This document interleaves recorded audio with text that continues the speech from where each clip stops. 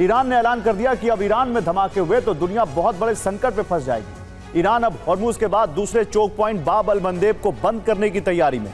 Iran के इस mission में उसका साथ देने के लिए हूती लड़ाके तैयार हैं। ईरान जानता है कि हॉर्मुज के बाद अगर बाब अल मंदेब भी बंद हो गया तो दुनिया में हाहाकार मच जाएगा। यूरोप से एशिया का व्यापार रुक जाएगा और कई देशों में लोगों को 2 वक्त का खाना भी नहीं मिलेगा।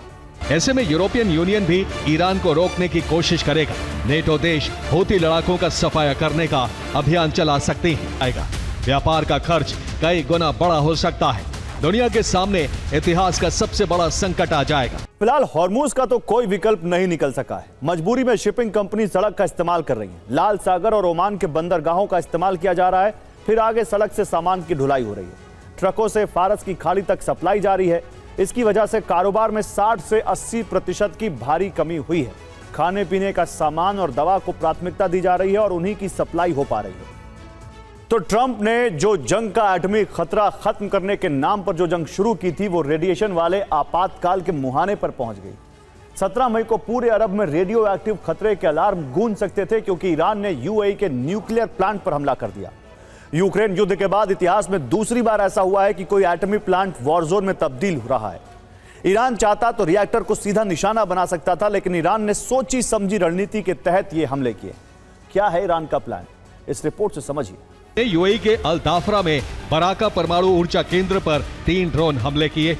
यूएई ने 2 ड्रोन मार गिराने का दावा किया, लेकिन तीसरा ड्रोन न्यूक्लियर प्लांट के पास डीजल जनरेटर पर गिरा और आग लग गई। बराका परमाणु ऊर्जा संयंत्र यूएई का पहला और अरब दुनिया का एकमात्र परमाणु बिजली संयंत्र है। ये प्लांट 2020 में दक्षिण कोरिया के सहयोग से $20 अरब की लागत से बना है। बराका परमाणु संयंत्र यूएई की लगभग 25% बिजली की जरूरत को पूरा करता है।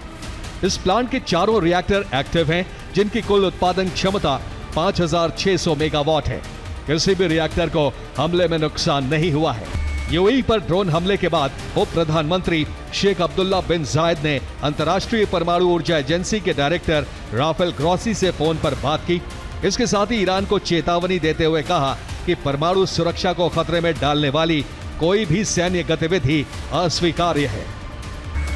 ईरान की विदेश नीति समिति के सदस्य इस्माइल कौसारी ने संयुक्त अरब अमीरात को तेहरान के खिलाफ अमेरिका और इजराइल के साथ सहयोग जारी न रखने की चेतावनी दी है। उन्होंने कहा है कि अगर यूएई ईरान के खिलाफ अमेरिका इजराइल के साथ सहयोग करना जारी रखेगा तो उसका अंजाम पहले से ज्यादा घातक होगा।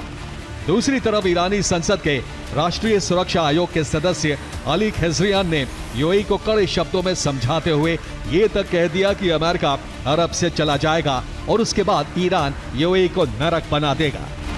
साल 2020 के अब्राहम अकॉर्ड के बाद यूएई और इजराइल के रिश्ते मजबूत हुए। जंग में यूएई ने इजराइल अमेरिका का साथ दिया। यूएई और ईरान पश्चिमी एशिया में अपने प्रभाव को बढ़ाने के लिए एक दूसरे से टकराते रहे हैं। फारस की खाड़ी में ईरान का सामरिक द्वीपों पर कब्जा है। ग्रेट अतुम, लेज़-अतुम और अबू मूसा पर यूएई अपना दावा करता रहा है। इजराइल का डिमोना न्यूक्लियर रिएक्टर ईरान का सबसे बड़ा टारगेट है। ये प्लांट दक्षिणी इजराइल के नेगेव रेगिस्तान में है। डिमोना इजराइल के सबसे बड़े परमाणु केंद्रों में से एक है। ईरान का दूसरा टारगेट सेंट्रल इजराइल के पाल्माचिम का सोरिक न्यूक्लियर रिसर्च सेंटर भी हो सकता है। तो जंग का एक और फ्रंट अब पहले से ज्यादा भीषण होता जा रहा है। यह है यूक्रेन की जंग, क्योंकि यूक्रेन ने अब लॉन्ग रेंज ड्रोन से हमले बढ़ा दिए। यूक्रेन और रूस एक साथ धधक रहे हैं क्योंकि दोनों तरफ से लगातार हमले हो रहे हैं। यूक्रेन ने मॉस्को के करीब ड्रोन हमले किए हैं। रूस की वॉर मशीन का पहिया कहा जाने वाला एनर्जी सेक्टर यूक्रेन के टारगेट पर है। यूक्रेनी ड्रोन हमलों से रूस की रिफाइनरियां और ऑयल डिपो तबाह हो रहे हैं और भड़के हुए रूस ने यूक्रेन के कई शहरों पर स्वॉर्म ड्रोन और मिसाइल हमले किए। कि नए drone RS-1 bars, FP-1 fire point और बार्स SM ग्लैडिएटर से रूस पर हमले किए गए। मॉस्को क्षेत्र के कई इलाकों में ड्रोन हमले कामयाब रहे। रूसी डिफेंस सिस्टम कम ऊंचाई पर उड़ने वाले ड्रोन को ट्रेस नहीं कर पाए।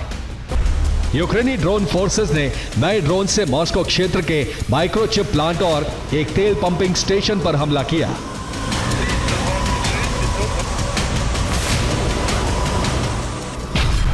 इन हमलों से सोलनेच नोरगोस्काया पंपिंग स्टेशन में आग लग गई। ये मॉस्को की चारों ओर फैली रिंग ऑयल प्रोडक्ट पाइपलाइन का एक महत्वपूर्ण हिस्सा है। और रूसी सेना को ईंधन की आपूर्ति करता है।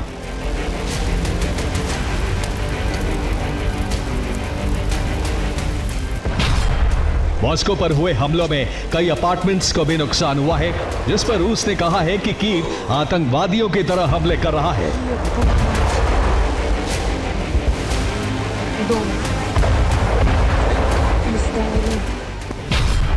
स्टाव्रोपोल इलाके में यूक्रेनी ड्रोन हमलों से रूस का एक उर्वरक केमिकल प्लांट नष्ट हो गया। यूक्रेन का दावा है कि यह सेना के लिए विस्फोटक सामग्री भी बनाता था।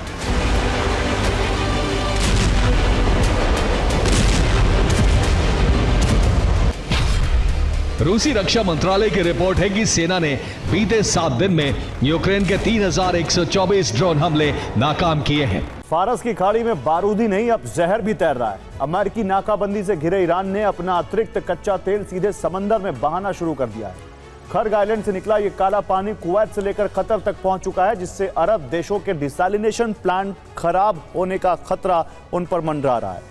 अगर ईरान ने तेल बहाना नहीं रोका तो अरब देश बूंद बूंद पानी को तरस सकते हैं। तेल बहने से डिसैलिनेशन प्लांट खराब होने का खतरा मंडरा रहा है। तेल मिला पानी जल्द प्लांट में पहुंच रहा है। 3 से 4 हफ्ते में हालात बिगड़ने का खतरा मंडरा रहा है, जिससे पीने के पानी के लिए तरस सकते हैं अरब देश। कुवैत की खर्ग से दूरी 170 किलोमीटर है। कुवैत में मीठे पानी के प्लांट पर निर्भरता 90% है। सऊदी अरब खर्ग से 250 किलोमीटर दूर है, जिसकी डिसैलिनेशन प्लांट पर निर्भरता 90% है। बहरीन के मीठे पानी के प्लांट की दूरी खर्ग से 315 किलोमीटर है, जिसकी निर्भरता 90% है। कतर तक भी तेल पहुंच चुका है, जो 419 किलोमीटर दूर है। कतर में प्लांट पर निर्भरता 99% है। यूएई की दूरी 620 किलोमीटर है, जिसके लोग मीठे पानी के प्लांट पर 42% निर्भर हैं। इजरायली सेना ने ऑपरेशन गाजा शुरू करने के बाद से अब तक चैन की सांस नहीं ली। लेबनान से प्रहार, फिर ईरान के खिलाफ जंग। इजरायली सैनिक लगातार जंग में शामिल हैं। अब इसका परिणाम यह हुआ है कि सैनिक बीमार हो रहे हैं। खासतौर से सैनिकों का मानसिक संतुलन खराब हो रहा है। कई जवानों ने अपना इस्तीफा सौंप दिया है। गाजा में ऑपरेशन, वेस्ट बैंक में लड़ाई, लेबनान में अभियान, ईरान के खिलाफ मिशन। इजरायली सैनिक मानसिक तौर पर बीमार हो रहे हैं। इजरायल में सैनिकों के नौकरी छोड़ने की संख्या बढ़ी है। नौकरी छोड़ने वालों में 80% मानसिक।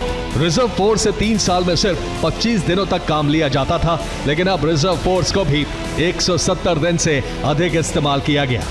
इजरायल में लगातार इस्तीफे से सैनिकों की संख्या में कमी हो रही है।